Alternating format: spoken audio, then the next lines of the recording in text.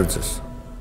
Ներկայումս Թուրքիայում տեղի ունեցող գործընթացները թույլ են տալիս վստահաբար պնդել, որ այդ երկիրը գնում է դեպի հստակ բռնապետություն եւ այդ ուղին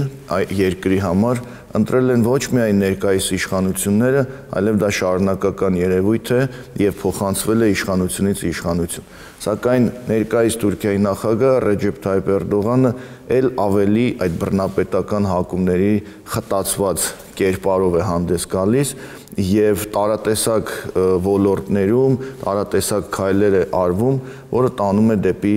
թուրքական բռնապետության վերջնական հաստատման։ Եվ նման գործընթացների մեջ իհարկե քաղաքական այլընտրանք հանդիսացող գործիչները կամ կուսակցությունները տեղ չունեն կամ ավելի շատ կարելի ասել թիրախավորված են եւ նրանց նկատմամբ ճնշումները, նրանց նկատմամբ քայլերը հենց այն կարևոր ատրիբուտներն են, որոնք տանում են դեպի բռնապետություն։ Եվ եթե անդրադառնում ենք ներկայումս Թուրքիայում տեղի ունեցող գործընթացներին եւ հիմնականում քրդամետ ժողովուրդների ժողովրդավարություն կուսակցության նկատմամբ տեղի ունեցող ճնշումներին, ապա մենք հստակ կարող ենք ասել, որ սա նույնպես թուրքական բռնապետական ավանդույթների շարունակությունն է։ Մասնավորապես այդ կուսակցությունը ներկայացված է թուրքական խորհրդարանում, բայց այդ կուսակցության падգամավորները տևական ժամանակ է ենթարկվում են հալածանքների, իսկ վերջերս արդեն նրանցից շատերը, ընդ որում նաև կուսակցության նախագահ ձերբակալվել է։ Իհարկե Էրդողանը դեպի այս ավելի կոշտ բռնապետական քայլեր որոշակի ճանապարհ է անցել եւ եթե կարելի է այսպես ասել, նախապատրաստական որոշակի հիմք է ստեղծել եւ դրա այդ հիմքերի մեջ կարեւոր է այն, որ վերջին շրջանում Թուրքիայում քննարկվեց եւ իշխանությունների պնդմամբ ընդունվեց այն դրույթը, համաձայն որի падգամավորները զրկվում են անձեռնմխելիությունից։ Եվ ընդ որում ներկայացվեց падգամավորների ցուցակը, որոնց նկատմամբ կարող են հարուցվել քրեական գործեր եւ որոնց անձեռնմխելիությունից զրկելուց հետո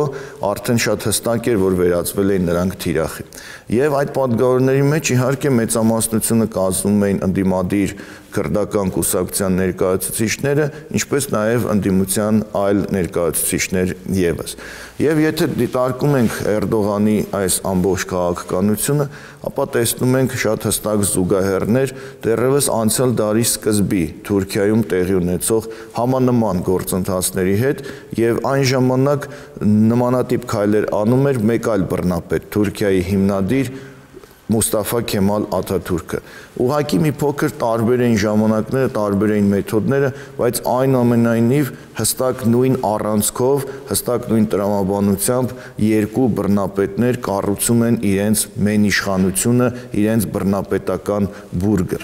Եվ ցանկանում եմ այսօր որոշակի զուգահեռներ տանել 1920-ականների Թուրքիայում տեղի ունեցող գործընթացների եւ 2016 թվականի Թուրքիայում տեղի ունեցող գործընթացների եւ տեսնել այդ գործընթացների նմանությունները եւ զուգահեռները։ Մասնավորապես 1924 թվականին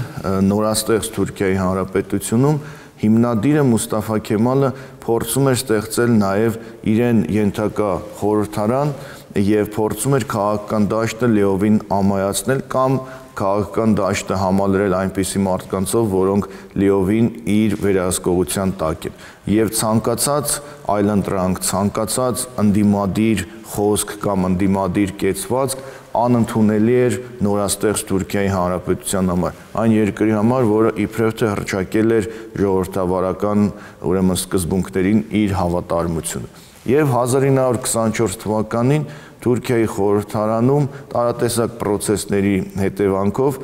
ձևավորվեց ընդդիմադիր մի խումբ, որը նաև ստեղծեց իր կուսակցությունը։ Կուսակցությունը կոչվում էր Առաջադիմական հանրապետական կուսակցություն եւ դրա մեջ ընդգրկվել էին այդ ժամանակվա Թուրքիայի քաղաքական դաշտում բավական հեղինակավոր անձինք։ Ընդ որում այդ անձինք կուսակցության մեջ ընդգրկվել էին, քանի որ չէին բավարարվել նրանց ամբիցիաները, քանի որ քեմալական ձևավորվող Թուրքիայում պետք է լիներ միայն մեկ վառ անհատականություն, մեկ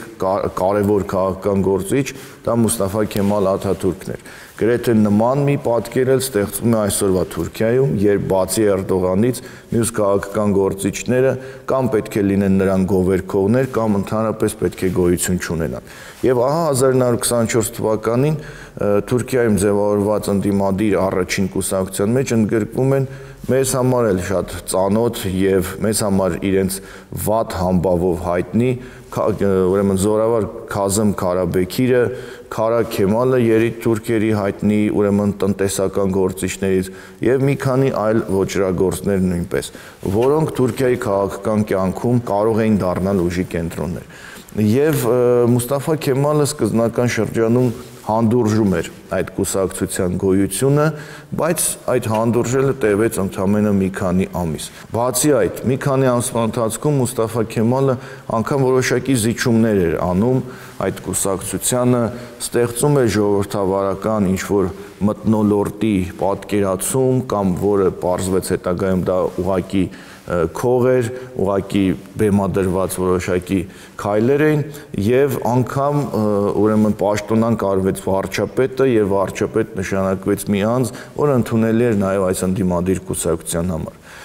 Եվ խորհրդարանում սկսվել էին նաեւ քաղաքական բանավեճեր տարբեր կողմնորոշում ունեցող գործիչների միջև։ Եվ թվում է, թե սա խորհրդարանական ժողովրդավարության ինչ-որ ձևավորվող սաղմնային վիճակ էր, չնայած որ երկու կողմերն էլ մեզ համար ոճրագործներ էին, այնուամենայնիվ քաղաքական տարբեր հայացքներ ունեն եւ այսպես ասած բանավիճային մի մթնոլորտ էր ձևավորվել։ Սակայն մի քանի ամիս անց 1925 թվականին Թուրքիայում բռնկվեց քրդական մի ապստամբություն, որը կոչվեց այդ ապստամբությունը ղեկավարողի անունով Շեյխ Սայիդի ապստամբություն, եւ տեղի էր ունենում դա արևելյան շրջաններում։ Սակայն իշխանությունները մի կողմից ճնշելով Շեյխ Սայիդի ապստամբությունը, միևնույն ժամանակ նպատակահարմար գտան նաեւ զբաղվել իրենց մյուս թշնամիներով, մյուս թիրախներով եւ այդ երկու նպատակները համատեղել։ 1925 թվականի սկզբին իշխանությունները եւ կոնկրետ Մուստաֆա Քեմալը հայտարարեց, որ ընդդիմադիր այդ կուսակցությունը եւ ապստամբված քրդերը համագործակցում են եւ նրանք դաշնակիցներ են, ուստի այդ կուսակցությունը փակվեց, բոլոր քաղաքական գործիչները ձերբակալվեցին, նրանց հանդեպ սկսեց դատական պրոցես, մի քանիսը ենթարկվեցին ծանր ուրեմն դատական պատիժների, մի քանիսը ուրեմն փախուստի դիմեցին, մի մասը արտաքսվեց երկրից եւ անգամ եղան նաեւ ինքնասպանության դեպքեր։ Հենց նույն հայտնի Քարա Քեմալը, որը հայոց ցեղասպանության տնտեսական այսպես ճարտարապետներից մեկն էր, փախուստի ժամանակ ինքնասպան եղավ։ Եվ 1925 թվականին Մուստաֆա Քեմալը ամայացրեց, կարելի ասել, քաղաքական դաշտը բռնի մեթոդներով ուղղակի քաղաքական ասպարեզից բառիզբուն իմաստով հեռացնելով, ֆիզիկապես ոչնչացնելով կամ արտաքսելով իր համար կոնկուրենտ համարվող եւ որոշակի հեղինակություն ունեցող քաղաքական գործիչներին։ 25 թվականից հետո թուրքական խորհրդարանը դարձավ ուղղակի Մուստաֆա Քեմալի համար շատ հեշտ կառավարվող մի մարմին եւ որևիցե քաղաքական, այսպես ասած, այլակարծություն կամ այլախոհություն արդեն թուրքական խորհրդարանում չէր կարող լինել։ Սակայն միևնույն ժամանակ 1925 թվականին Թուրքիայում կարելի ասել ձևավորվեց քաղաքական մշակույթի կամ քաղաքական ավանդույթի մի կարևոր տարր, որը իհարկե իր բնույթով այլատյաց է, բռնապետական է, բայց այնուամենայնիվ դարձավ թուրքական քաղաքական մշակույթի բաղկացիչ մասը եւ շարունակվեց տասնամյակներով ընդհուպ մինչև մեր օրերը։ Դա այն էր, որ ցանկացած քաղաքական process կամ ցանկացած քաղաքական ուժ, եթե որոշակի վտանգ է ներկայացնում իշխանության համար, իշխանությունը նրան սկսում է տարատեսակ մեթոդներով հանրության աչքում ներկայացնել որպես դավաճան, որպես հակապետական դիրքորոշում ունեցող։ Եվ այդ ներկայացնելու համար ձևավորվեց երկու կարևոր զենք։ Այդ ուժի կամ այդ գործչի կամ այդ գործընթացի իբրև թե շահկապված լինելը հայության հետ կամ քրդական շարժումների հետ։ Եվ տարբեր քաղաքական պրոցեսների ժամանակ ամենահեշտ զենքը մարդուն վարկաբեկելու Թուրքիայում դա ինչ-որ ձևով նրան հայերի կամ քրդերի հետ ասոցացնելն է։ Եվ 1925 թվականին Մուստաֆա Քեմալը եւ ամբողջ թուրքական քարոզչամեքենան այդ քաղաքական գործիչներին նույն Քազմ Քարաբեկիրին, որը որևիցե կապ չուներ, այսպես ասած, ինքնորոշման իրավունքի հարգելու հետ, այն էլ քրդերի պարագայում ներկայացվեց որպես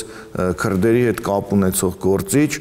այսինքն այնպիսի մի մեղադրանք էր, որ դրանից հետո մահապատժի ենթարկելը հանրության աչքում կլիներ շատ ընկալելի եւ շատ հասկանալի։ Եվ այս պրոցեսները, այս մտածելակերպը նաև տարբեր այլ քաղաքական գործընթացների եւ դեպքերի իրադարձությունների ժամանակ իրենց զգացնել է տվել, կամ ասոցացնում էին հայերի հետ, կամ ասոցացնում էին քրդերի հետ։ Եվ եթե հիմա փորձենք զուգահեռներ տանել կամ ներկայացնել այսօրվա վիճակը, ապա կտեսնենք այն ակնհայտ նմանությունները, որ երկու բռնապետները Աթաթուրքը եւ Էրդողանը փորձել են եւ փորձում է Էրդողանը իրականացնել։ Մասնավորապես թուրքական խորհրդարանում քրդամետ այդ կուսակցությունը,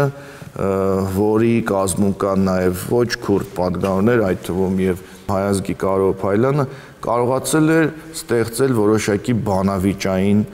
մթնոլորտ, երբ թուրքական խորհրդարանի ամբիոնը կարողանում են օգտագործել տարատեսակ թվում է թե Թուրքիայի պարագայում ոչ ուրեմն իրական, ոչ իրատեսական խնդիրներ բարձրաձայնելու համար։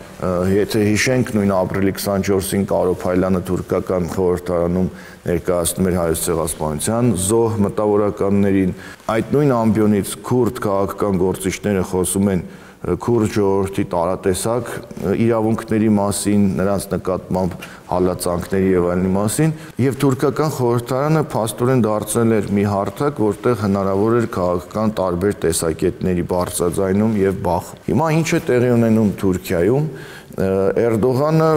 առանձնացրել է բազմաթիվ թիրախներ եւ հիմք ընդունելով այս տարվա հուլիսի 15-ին անհաջող հեղաշրջման փորձը, նա փորձում է այդ ամբողջ թիրախները համախմբել մեկ միասնական ուրեմն կերպարի մեջ եւ դրա դեմ պայքարել։ Ուստի մենք տեսնում ենք, որ Թուրքիայում այսօր տեղի են ունենում բազմահազար ձերբակալություններ, կրթական ոլորտի ներկայացուցիչների, դատական ոլորտի, քաղաքական գործիչների եւ այդ բոլոր ձերբակալությունները թուրքական իշխանություններն ու քարոզչամեքենան ասոցացնում են, կապում են մի քանի հանգամանքների հետ։ Առաջինը անհաջող հեղաշրջման փորձի, երկրորդը Գյուլենի, Ֆեթուլա Գյուլենի հետ եւ երրորդը հիմա փորձում են ավելացնել թուրքական քաղաքական մշակույթում եղած այդ հայտնի երկու էլեմենտները եւս, հայկական եւ քրդական, եթե կարելի ասել, խաղաքարտերը։ Եվ բոլորովին տարօրինակ չէ, որ հեղաշրջման փորձի կազմակերպիչ Ֆեթուլա Գյուլենին թուրքական մամուլում սկսեցին ներկայացնել իբրև թե նախ հայկական ծագում ունեցող գործիչ, որը իհարկե հեռու է իրականությունից, երկրորդ հայտնվեց Ֆեթուլա Գյուլենի իբրև թե նամակը 1965 թվականին ուղղված հայոց պատրիարքին, որտեղ նա անդրադառնում է հայոց ցեղասպանությանը եւ իբրև թե իր ցավակցություններն է հայտնում հայ ժողովրդին, սակայն այս հայկական խաղաքարտը, ինչպես ասում են, շատ լավ չխաղարկվեց եւ շատ մեծ էֆեկտ չունեցավ։ Եվ անմիջապես հետո գործի դրվեց մյուս խաղաքարտը, քրդական խաղաքարտը, եւ մամուլում տարածվեց, որ Ֆեթուլա Գյուլենը շատ դրական է վերաբերում քրդական ինքնորոշմանը, անգամ իբրև թե առանձնացրել է տարածքներ, որ քրդերը պետք է ինքնորոշվեն ոչ միայն Թուրքիայում, այլև Սիրիայում, Իրանում, Իրաքում, այսինքն քրդերով բնակեցված այդ տարածքներում, եւ փորձեցին հստակ ուրեմն ուրվագծել Ֆեթուլա Գյուլենի եւ քրդերի կապը։ Վերջին շրջանում, վերջին օրերին տեղի ունեցող քուրդ քաղաքական գործիչների, քուրդ պատգամավորների ձերբակալությունները նույնպես տեղավորվում են այս ամբողջ ուրեմն գործընթացի շրջանակներում։ Ճիշտ է, ձերբակալությունները հիմնավորվում են իբրև թե այդ քուրդ падգամավորների ներգրավվածությամբ քրդական բանվորական կուսակցության աշխատանքներում, ձևակերպումը ահաբեկչական կառույցներին սատարել կամ ահաբեկչական կառույցներին անդամակցելն է, բայց այնուամենայնիվ Թուրքիայում տեղի ունեցող այս ամբողջ ձերբակալությունների բազմահազար, տասնյակ հազարների հասնող ձերբակալությունների այս էրդողանական այս մոլուցքը անմիջապես ասոցացվում է հեղաշրջման փորձի հետ, այսինքն ձերբակալությունները, եթե նույնիսկ իրավական առումով այլ հիմնավորում ունեն, միևնույնն է հասարակական ընկալման մեջ ասոցացվում են որպես մեկ միասնական խնդիր, զինվորական հեղաշրջման փորձ, Ֆեթուլա Գյուլեն, քրդեր, այսինքն սրանք մեկ միասնական են եւ եթե զինվորական հեղաշրջման փորձը հասարակության մեծ մասի համար բացասական է, ավտոմատ բացասական է նաեւ Գյուլենը եւ եթե այդ բացասականին ավելացվում է նաեւ քրդական գործոնը, ապա ամբողջ այս երևույթը, ամբողջ այս գործընթացը առաջինը հասարակության համար դառնում է խիստ բացասական եւ երկրորդը Էրդողանին ու թուրքական իշխանություններին տալիս է իբրև թե լեգիտիմության մեծ չափաբաժին, որ նա կարողանա իր պատժամիջոցները, իր բռնարարքները կիրառի այս բոլոր թիրախների վրա։ Եվ սա իբրև թե կլինի հասարակական պահանջի իրագործում, ոչ թե Էրդողանի անձնական ամբիցիաների եւ մենիշխանության հաստատման համար բռնապետական քայլեր, այլ հասարակական պահանջի իրականացում։ Այսպիսով կարող ենք տեսնել, որ 1924-25 թվականներին Թուրքիայում եւ կոնկրետ խորհրդարանական համակարգում տեղի ունեցած Աթաթուրքի կամ քեմալական բռնաճնշումները, երբ ձերբակալվում էին այլ կարծիք ունեցող քաղաքական գործիչներ, աքսորվում, մահապատժի ենթարկվում եւ ձևավորվում էր միանձնյա իշխանություն եւ խորհրդարանը դառնում էր ուղղակի Մուստաֆա Քեմալ Աթաթուրքի համար շատ հեշտ կառավարվող մի մարմին, ապա 2016-ին Էրդողանը անում են համանման քայլեր։ Խորհրդարանում ընդգրկված եւ ընդգծված հակաիշխանական տրամադրություններ ունեցող քուրդ քաղաքական գործիչները ձերբակալվում են, քուրդ падգամավորները զրկվում են անձեռնմխելիությունից, ձերբակալվում են, միգուցե նաև երկար տարիներով դատապարտվեն ու բանտարկվեն եւ Էրդողանը փորձ է անում ընդգծված ընդդիմադիր падգամավորներին դուրս մղել քաղաքական process-ներից մի մասին քաղաքական մեթոդներով, մի մասին նույնիսկ կարող են ենթադրել ֆիզիկական ոչնչացման մեթոդներով եւ թուրքական խորհրդարանում թողնել միայն այսպես կոչված իր համար ընդունելի չափավոր ընդդիմությանը, դրանք ազգայնամոլներն են, գործգայլերն են, որոնք ինչ որ հարցերում կարող են քննադատել Էրդողանին, բայց որոշակի այլ հարցերում